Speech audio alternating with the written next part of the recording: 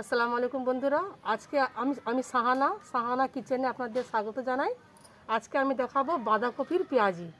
ওতে আমি বাঁধাকপি কুচিয়ে রেখেছি, এতে আর লাগছে পেঁয়াজ কুচি, ধনেপাতা কুচি, আদা থেতো করা, কাঁচা লঙ্কা কুচি, চাল গুঁড়ি আর বেসন। এতে আমি নুন দিয়ে কিছুক্ষণ আমি জলটা ঝরিয়ে দেবো। চটকা উঠেছিলাম, এ দেখুন নুন দিয়ে চটকে আমি কিছুক্ষণ রেখে দেবো 10 মিনিট। জলটা কেটে যাওয়ার পর আমি তখন এতে সব মশলাগুলো মাখাবো। এখন দেখুন এ কত জল বেরিয়ে গেছে। জলটাকে নিগড়ে আমি অন্য পাত্রে নিয়ে নিচ্ছি। এতে আমি দেব পেঁয়াজ কুচি, ধনেপাতা কুচি, লঙ্কা কুচি, আদাকে আমি থেঁতো করে নিয়েছি, আপনারা বেটেও নিতে পারেন। আর বেসন নিচ্ছি আমি যতটা আন্দাজ মতো, চাল গুঁড়ি 2 চামচ, বেসন 2 চামচ দিলাম। এতে দেব আমি লঙ্কা গুঁড়ো অল্প দেব, জিরা গুঁড়ো দেব, সামান্য আমি হলুদ দেবো। এতে নুন দেব না, যেহেতু আগে তো নুন দেওয়া ছিল, তখন আমি দেখে তখন নুন দেবো স্বাদ মতো।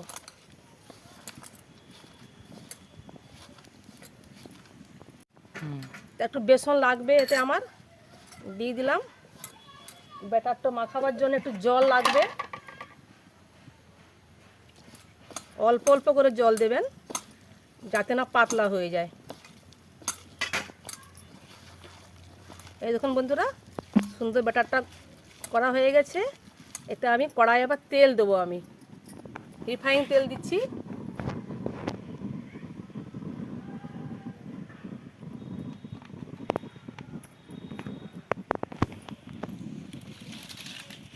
মানে এতে আমার একটু নুন কম লাগছে, একটু এতে নুন দিচ্ছি আমি, আপনারা দেখে নেবেন। এবার আমি তেলে দিয়ে দেব।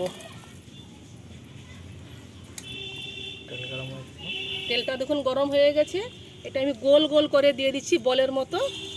এরপরে আমি পেঁয়াজের আকারে আমি করে নেব।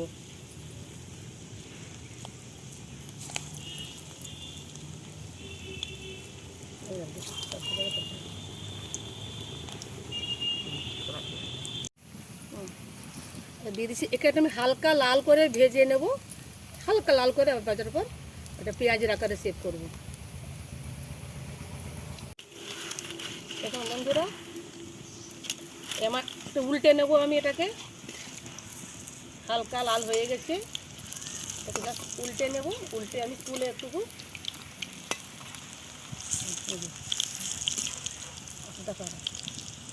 তুলে নিচ্ছি। তুলে এটা আমি একটা বাটির সাহায্যে আমি এটাকে চ্যাপটা করে দিয়ে দেবো। দেখো, এই দেখুন পেঁয়াজ আকার করে নিয়েছি। একটা বাটিতে করে চেপে চেপে এরকম করে দিয়ে দেবেন, সুন্দর মুচমুচে হবে।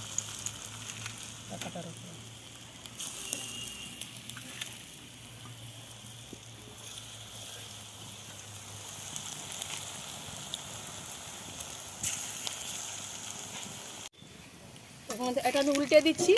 এই দেখুন কি সুন্দর কালার চলে আসছে।